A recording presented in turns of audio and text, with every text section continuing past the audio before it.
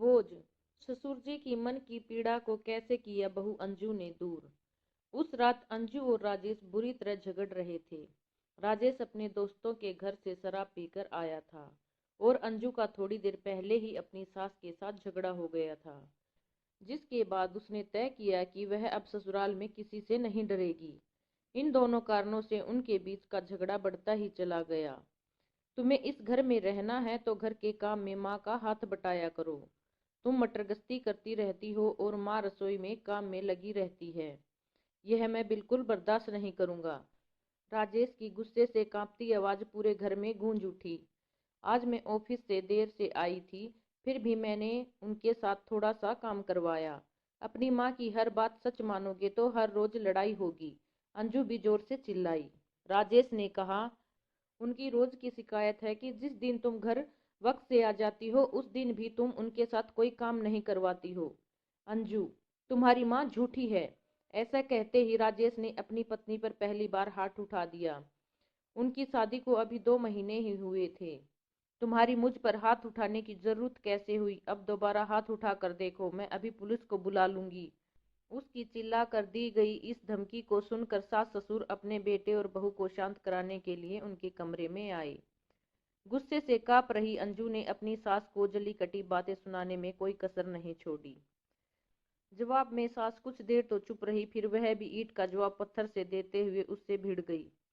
मुझे नहीं रहना इस नरक में। मैं कल सुबह होते ही अपने मायके जा रही हूँ। तुम्हारे माँ बाप का बोझ मुझे नहीं ढोना है। धमकी देने के बाद अंजू ने अपने कमरे का दरवाजा अंदर से बंद कर लिया। राजेश खुद को कोसने लगा कि उसे कितनी बदतमीज पत्नी मिली है, और राजेश उस रात सोफे पर भी सो गया। अगले दिन रविवार का दिन था। आंखों में गुस्सा भरे हुए सुबह अंजू अपने कमरे से बाहर आई तो उसने राजेश को रूम के बाहर मुंह लटकाए बैठे पाया। राजेश ने उसे दुखी लहजे में बताया कि मम्मी पापा सुबह की गाड़ी से मामा जी के पास मेरठ चले गए हैं। क्यों? अंजू ने ठिठक कर पूछा। उनके जाने का कारण समझना मुश्किल है क्या? राजेश ने कहा। अंजू ने कहा, मुझे जबरदस्ती कसूरवार मत ठहराओ प्लीज। तुम्हारी माँ ने मुझे एक की 4 सुनाई थी। राजेश ने कहा, वे दोनों बीमार रहते हैं, घर से दूर जाकर उनकी बहुत दुर्गति होगी। अंजू ने पूछा, वे कब तक लौटेंगे? कुछ बताकर नहीं गए। राजेश ने थके हारे अंदाज में कहा। तो अंजू भी उदास सी हो गई। दोनों दिन भर उदास रहे, पर शाम को उनका बाजार घूमने का कार्यक्रम बन गया। पहले उन्होंने कुछ खरीदारी की और फिर खाना भी बाहर ही खाया। अगले 2-3 दिन उनके बीच झगड़ा नहीं हुआ। फिर एक दिन ऑफिस से अंजू देर से लौटी तो राजेश उससे उलझ पड़ा। दोनों के बीच काफी तू मैं हुई, फिर जल्द ही सुलह भी हो गई। राजेश लगभग रोज ही अपने माता पिता से फोन पर बातें कर लेता। अंजू ने भी जल्दी ही उनसे बातें करना शुरू कर दी। राजेश और अंजू दोनों उनसे वापस आने के बारे में पूछने लगे, लेकिन सास ससुर दोनों बात टाल देते। जब उन्हें मेरठ गए 1 महीना बीत गया तो अंजू और राजेश के मन में बेचैनी बढ़ने लगी। पड़ोसी और रिश्तेदार जब भी मिलते तो सास ससुर के लौटने के बारे में सवाल पूछते। तब उन्हें कोई झूठा कारण बताना पड़ता और उन्हें शर्मिंदगी महसूस होती। एक दिन उन्होंने मेरठ जाने का फैसला किया। अब वहां पहुंचकर बहस में मत उलझना। उन्हें मनाने के लिए अगर सॉरी बोलना पड़े तो बोल देंगे। उनको साथ रखना हमारी जिम्मेवारी है, मामा जी या किसी और की नहीं। राजेश सारे रास्ते अंजू को ऐसी बातें समझाता रहा। शाम को वह दोनों मामा जी के घर पहुंच गए। उन दोनों से मामा मामी बड़े प्यार से मिले। राजेश ने कहा, मामी पापा दिखाई नहीं दे रहे। मामा जी ने राजेश से कहा, दीदी और जीजाजी खाना खाने के बाद पार्क में घूमने गए हैं। यह सुनकर राजेश और अंजू बहुत हैरान हो गए। क्या मम्मी पापा घूमने गए हैं? मम्मी की तो कमर में दर्द रहता है, वह कैसे घूम सकती है? मामा जी ने कहा, वे दोनों अब रोज घूमने जाते हैं। दर्द अब पहले से काफी कम है। जीजाजी दीदी का हौसला बढ़ाकर उन्हें सुस्त नहीं पड़ने देते। अंजू और राजेश भी उलझन में पड़ गए। थोड़ी देर बाद राजेश के मम्मी पापा पार्क से लौटते हैं। आते ही राजेश ने उन दोनों के पैर छुए और फिर उन्होंने भी राजेश को गले से लगा लिया। अपनी माँ के पैर छूते हुए राजेश ने उनकी तारीफ करी। ये बड़ी खुशी की बात है कि आपका कमर का दर्द कम हो गया।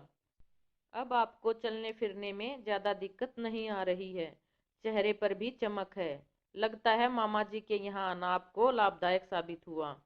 माँ की आंखें नम हो गई और वह बोली, तुम दोनों कैसे हो? आने की खबर क्यों नहीं दी? तभी राजेश के पापा ने अपनी बहू और बेटे से पूछा, तुम दोनों को भूख लग रही होगी, बोलो क्या खाओगे? ज्यादा भूख नहीं है, इसलिए बाजार से कुछ हल्का फुल्का ले आते हैं। यह कहकर राजेश पिता के साथ जाने के लिए उठ खड़ा हुआ। राजेश के पिता ने कहा, बाजार से क्यों कुछ लाना है? आलू मटर की सब्जी रखी है, मैं फटाफट पराठे तैयार कर देता हूँ। क्या पराठे आप बनाओगे? राजेश का मुंह आश्चर्य से खुला का खुला रह गया। राजेश के पिता कहते हैं, पिछले दिनों मैंने तुम्हारी मामी से कुछ कुकिंग सीखी है। बस 15 मिनट से ज्यादा समय नहीं लगेगा खाना लगाने में। तुम दोनों तब तक फ्रेश हो जाओ। फिर मामा जी राजेश को बताने लगे कि उनके पिताजी ने खाना बनाना सीख लिया है। राजेश सचमुच बहुत हैरान नजर आ रहा था, क्योंकि पहले तो उनके पिताजी को चाय भी ढंग से नहीं बनानी आती थी। मामा जी आगे कहते हैं, अरे जीजा जी आजकल बड़े मॉडर्न हो गए हैं।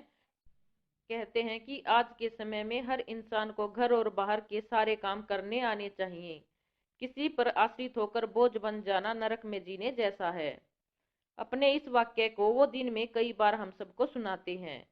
इस उम्र में कोई इतना ज्यादा बदल सकता है, यह सचमुच हैरान कर देने वाली बात है। अपने पापा को खाना बनाते देख राजेश को बहुत शर्मिंदगी होती है। अगले दिन सुबह चाय भी राजेश के पापा ने ही बनाई और माँ ने पूरे घर में झाड़ू लगाया और डस्टिंग की। राजेश अपनी मम्मी पापा की चुस्ती फुर्ती देखकर हैरान हो गया। शाम को राजेश के मम्मी पापा बाहर घूमने गए और अपनी बहू के लिए चाट और आइसक्रीम लेकर आए। रात को फिर से राजेश के पिता ने सभी के लिए खाना बनाया। सभी ने उनके खाने की बहुत तारीफ की। काफी थके होने के बावजूद उन्होंने अपनी पत्नी यानी राजेश की मां की कमर की सिकाई की। अगले दिन सुबह राजेश ने दिल्ली लौटने की तैयारी शुरू कर दी। पापा मम्मी, आप दोनों भी अपना सामान पैक करना शुरू कर दो। यहाँ से 2 बजे तक निकलना ठीक रहेगा। लेट हो गए तो शाम के ट्रैफिक में फंस जाएंगे। राजेश की यह बात सुनकर उसके पिता ने कहा, हम अभी नहीं चल रहे हैं राजेश। क्यों, क्या आप अब भी हमसे नाराज हैं? राजेश ने कहा, मेरी बात समझो बेटे, हमारे कारण तेरे घर में कलेश हो, हम यह बिल्कुल नहीं चाहते। पिता ने कहा, इस तरह के झगड़े तो चलते रहते हैं पापा। इनके कारण आप दोनों का घर छोड़ देना समझदारी की बात नहीं है। तेरी माँ की बहू से नहीं बनती है। किसी दिन लड़ झगड़ कर अंजू घर छोड़ दे। इससे बेहतर है कि हम तुम दोनों को अकेला रहने दें। हमें अकेला नहीं बल्कि आप दोनों के साथ रहना है। अब आप पिछली बातों को भुलाकर सामान बांधना शुरू कर दो। अंजू, तुम क्यों नहीं कुछ बोल रही हो? राजेश ने उन दोनों पर दबाव बनाने के लिए अपनी पत्नी की सहायता मांगी। आप दोनों हमारे साथ चलिए प्लीज, अंजू ने धीमी आवाज में अपने ससुर से प्रार्थना करी। फिर राजेश के पिता ने कहा, तुम दोनों जोर डालोगे तो हम वापस चल पड़ेंगे, पर पहले मैं कुछ कहना चाहता हूँ। राजेश ने कहा, बताइए, आप क्या कहना चाहते हैं पापा? तब उन्होंने भावुक स्वर में बोलना शुरू किया, बहू, तुम भी मेरी बात ध्यान से सुनो। उस रात मनोज से लड़ते हुए गुस्से में तुमने मुझे बोझ बताया था। तुम्हारी उस शिकायत को दूर करने के लिए मैंने खाना बनाना, घर को साफ रखना और मशीन में कपड़े धोना सीख लिया है। तुम्हारी सास से ज्यादा काम नहीं होता, पर मैं तुम्हारा हाथ बटाने लायक हो गया हूँ। तुम्हारी सास का गुस्सा भी तेज है। मैंने यहाँ आकर इसे बहुत समझाया है। इसने मुझसे वादा किया है कि यह तुम्हारे साथ अपना व्यवहार बदल लेगी। उस रात राजेश से झगड़ते हुए जब तुमने घर छोड़कर मायके चले जाने की धमकी दी, तो मैं अंदर तक कांप उठा। उसी रात मैंने ये फैसला कर लिया कि घर में सुख शांति बनाए रखने के लिए अगर कोई घर छोड़ेगा तो वे तुम्हारी सास और हम होंगे, तुम नहीं। अगर तुम घर छोड़कर चली जाती हो तो हम शर्मिंदगी के मारे लोगों से नजर नहीं मिला पाते। ऐसा खराब वक्त मेरी जिंदगी में आया तो मैं जीते जी मर जाऊंगा। पापा, आप अपने आंसू पोंछ लो प्लीज। मैं वादा करती हूँ कि घर छोड़कर जाने की बात मेरे मुंह से कभी नहीं निकलेगी। अपने ससुर की मन की पीड़ा को दूर करने के लिए अंजू ने भरे गले से तुरंत उन्हें विश्वास दिलाया। और मैंने आज से शराब छोड़ दी है, राजेश ने भावुक होकर कहा। अपने बेटे बहू की ऐसी बातें सुनकर राजेश के पापा ने उन्हें गले से लगा लिया। राजेश के पिता ने खुशी से कहा कि तुम पैकिंग शुरू करो और मैं इसी खुशी के मौके पर सबका मुंह हलवे से मीठा कराता हूँ। सब बहुत खुश नजर आ रहे थे। राजेश के पिता ने अपने बेटे बहू के सिर पर हाथ रखकर आशीर्वाद दिया और रसोई में चले गए। मुझे उम्मीद है कि आपको हमारी ये कहानी अच्छी लगेगी। वीडियो को लाइक, शेयर व चैनल को सब्सक्राइब जरूर करें। धन्यवाद।